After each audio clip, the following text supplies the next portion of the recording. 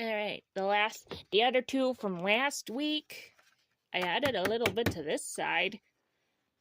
So, I do have a little, I want to do more in the background, but I didn't leave myself a ton of room. This one, I was kind of thinking I wanted to try, a stained glass kind of vibe, and I just didn't really have the room to feel like I could pull it off, so, I might try and digitize this one and do that. I watched a video. The YouTuber is Art with Tom, and it was a sped up version of him doing a sea turtle in chalk on the ground, and it had kind of not quite a full on stained glass, but it kind of made me think of stained glass, and so that kind of inspired me to want to do something with that, and I just have not done it yet. And then I look at stained glass pictures on Google, and I'm like, oh, wow, where, how start this? So, yeah, we're just gonna shunyep and shunyep and shunyep. Oh my god, there's a lot of snipping. Feel like that's not straight. Why is that? It's probably not straight. Oh god. We're gonna shuffle.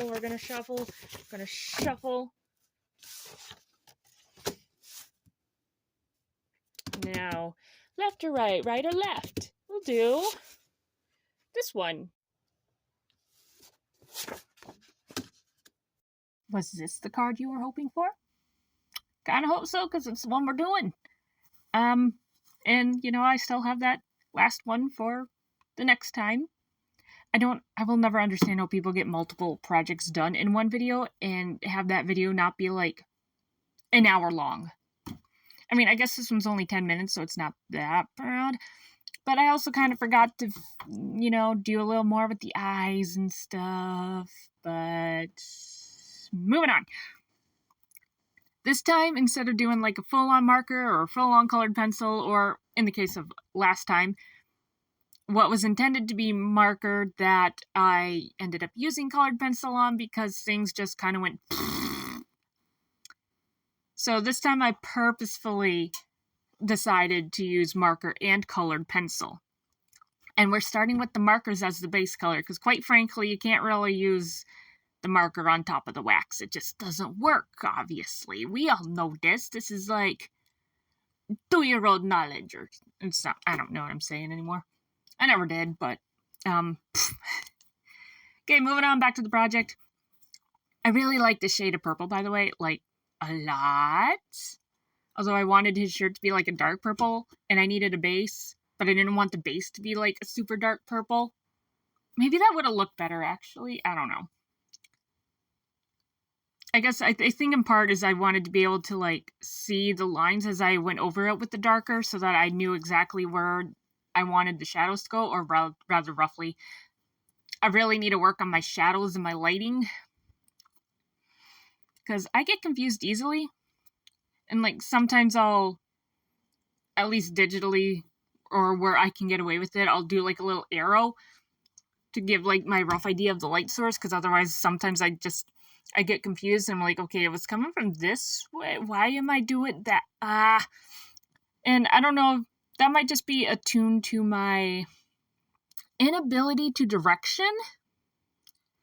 I am not good with my left and rights. I've always struggled with that, elementary. Oh, your left hand makes an L. They both make L's. And, it never helped me in elementary because they both looked like L's to me. So, yeah. So I think maybe some of my lighting issues is attuned to my lack of direction abilities.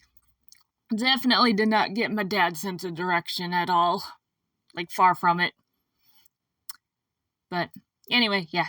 Back to this. I'm not good at the focusing either, obviously. But I mean, base colors, I never really know what to say. It's hey, look, I'm putting down a base color. No, really. what else is new? And we're finally getting into some shadows at least. So I used a little bit of black on the shirt to really emphasize the darkest areas. And it's possible, maybe a brown or a darker blue or something else might have worked better.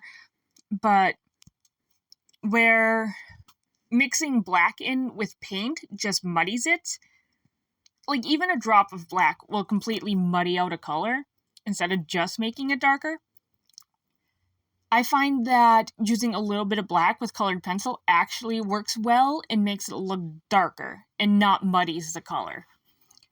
And I remember someone saying, "Oh yeah, paint's the easiest way to learn color theory or whatever." And yeah, sure, it's easy enough to mix paints. It takes not much time, but using paint, it's a wet medium. Then you go to a dry medium like colored pencil, they don't blend the same. They don't mix the same. So, I mean, there's techniques for both, and I think it really depends on like where your interests are. Because if you're not interested in something, you're not going to get anything out of it. And trying to force an interest where there's no interest, I don't think that works out too well. Be it sports, be it art, be it whatever. Like, you're just not going to get much out of it if you're not interested in it, you don't get it, you don't care about it. I mean, I feel like this is obvious stuff that I'm rambling on now.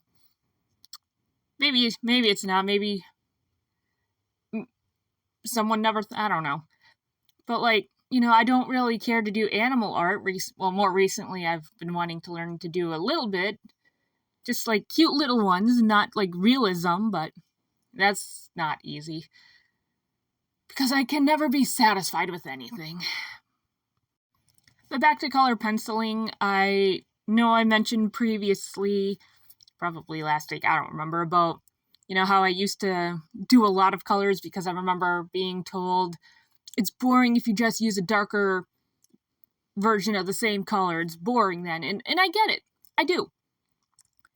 And then I started mixing too many colors and it looked muddy. And my colored pencil always looks muddy anyway, but it maybe doesn't look as bad since I toned down how many colors that I used. And I mean, I did use purple in the hair a little bit. And I do kind of want to get back into playing with colors more. Which I find impossible digitally because, I mean, it's digital. They don't mix the same as paint. They don't mix the same as colored pencil. That's its own ball game of, I have no idea what I'm doing. They talk about color mixing and digital. I don't know if there's I don't believe there's color mixing anymore. I think you just lay down the color and hope for the best. Oh, that's a sad state of me, ain't it? But, yeah.